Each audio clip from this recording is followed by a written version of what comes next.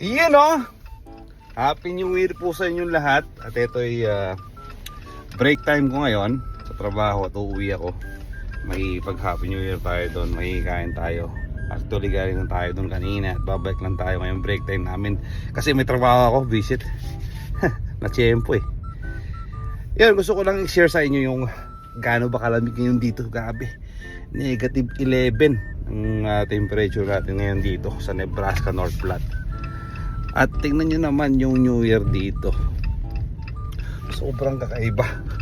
Hindi kamukha talaga ng New Year sa atin sa Pilipinas. Napakatahimik na lugar.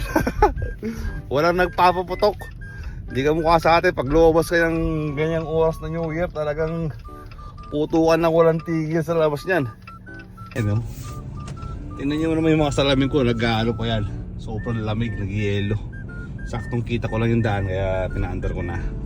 Ayan. Tingnan nyo ng mga bahay dito. Hindi walang tao sa labas. Talagang walang nagpapaputok. Ayan, napakatahimik. Woo! Ayan oh. Hindi ko lang alam sa ibang state kung paano ba yung kalagayan ng mga andon ginagawa ng mga tao pag New Year.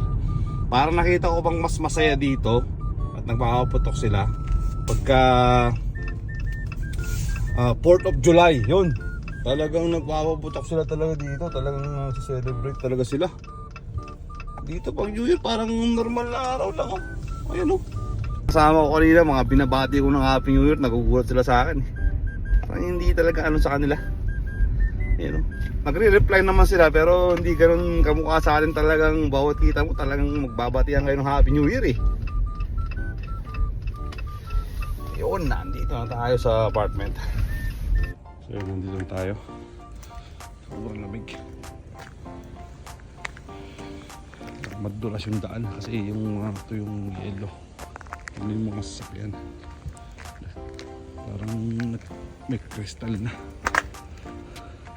Lamig.